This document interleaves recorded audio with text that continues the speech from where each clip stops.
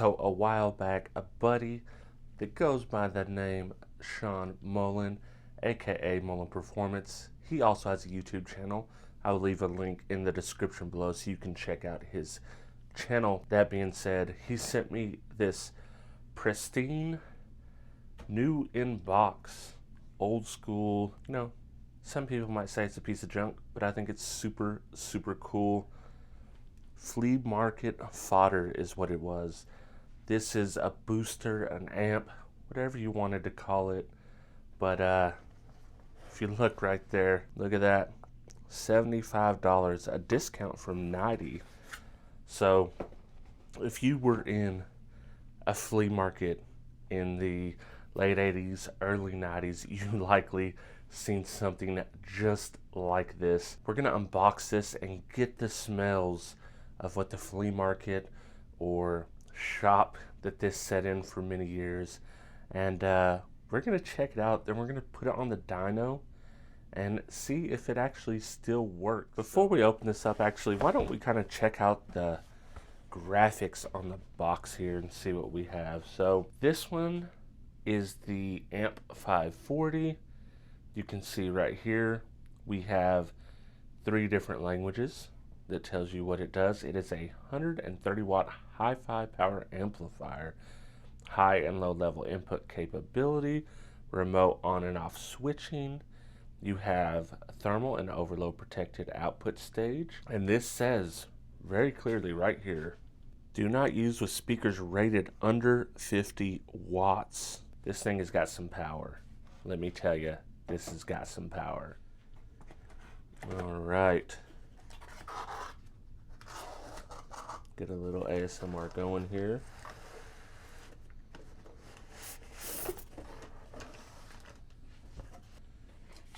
And we have our warranty card here. I wonder if this is still valid. Could we send this in and get our 12-month, 90-day warranty? Then we also have our manual here. Always a good idea to check out the manual just so you can see what you're working with. Okay, we have some wiring diagrams. Then on the back here is where we get our ratings. 65 watts per channel, a maximum frequency response of 30 to 40,000 hertz. So you know what that means, right? This is high-res certified. High-res audio right here. Back in, I'm gonna have to look up the date. I'll put the date that this came out somewhere below, but I'm gonna have to check the manuals because I don't know when this actually came out. All right, let me pause the video real quick.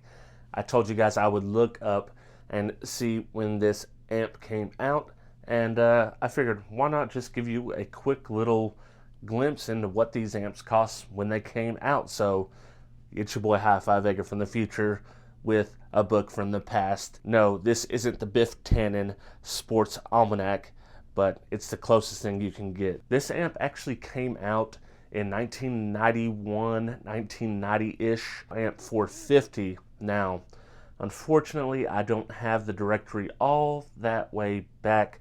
The earliest directory I have is from 1992, but the next model, which I believe is the AudioVox amp 580, is in here. It's got the same rating, so I've already got the page bookmarked. Let's go right to it here.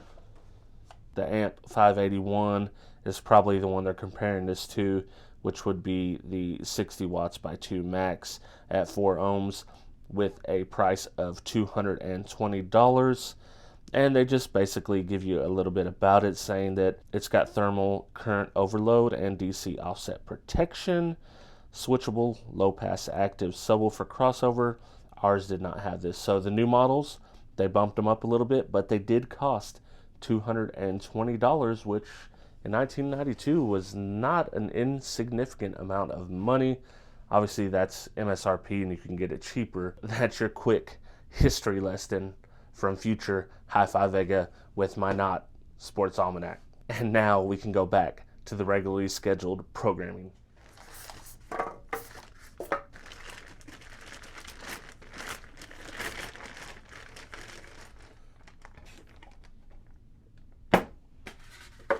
Just a simple little amp, simple mounting feet. We have our pigtail for power here.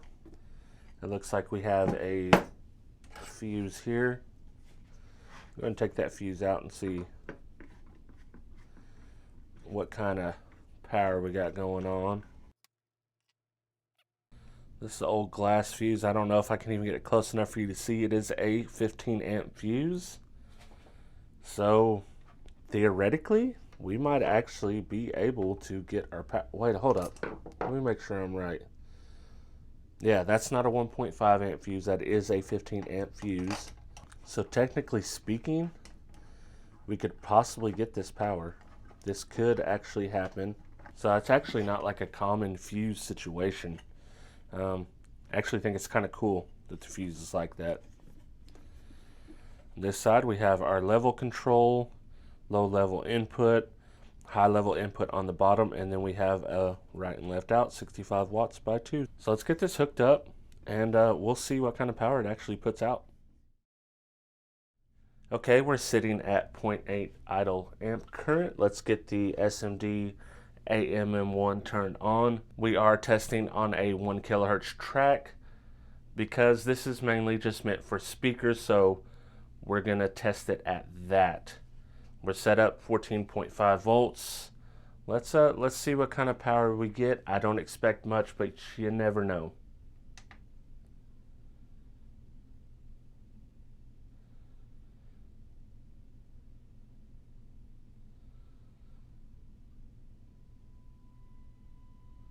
.36 watts, pulled 11.4 amps at 14.5 volts. Okay, now I'm going to do this one more time, and I'm going to get my mic close because I want you guys to hear the 1 kilohertz whine on this amp. It's pretty prevalent.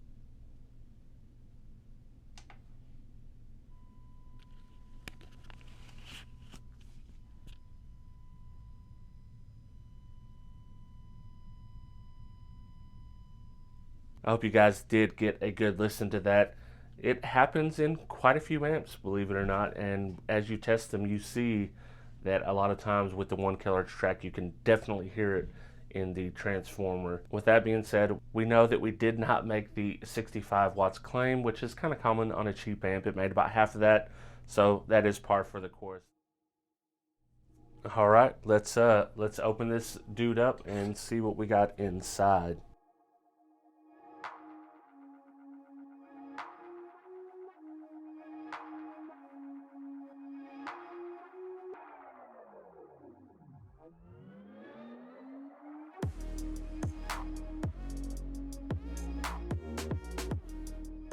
And you can see we have a very simple setup here. Although it's a little beefier than I expected, to be honest with you. The fuse setup's pretty cool. This is definitely, you know, an old school cheap amp. I don't know if we can find the country of origin. Looking in here on the board, I don't see anything. A simple little flea market amp. A very cool piece of history. So I figured I'd pull this amp out and give you guys a look at it because it often just sits as a decoration in this box up on my backsplash for all my live streams. You guys know that I love old school stuff, and this is something that's just super cool. I love flea market stuff, not as much as Derek. Derek really loves old school flea market stuff.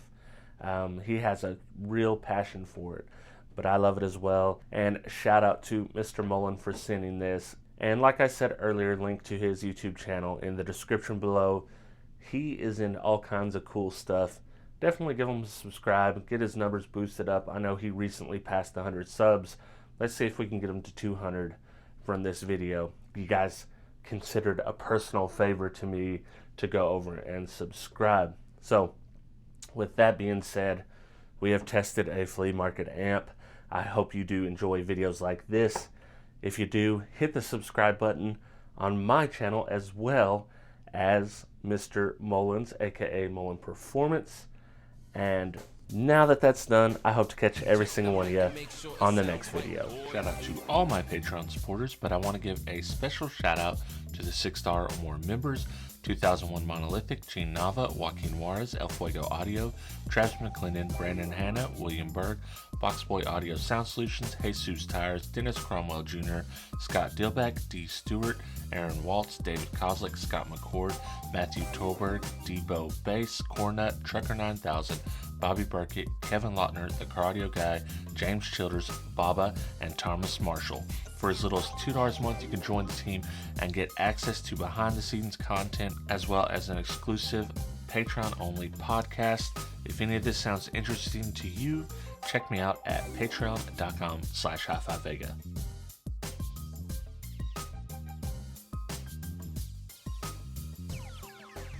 It sound right, boys.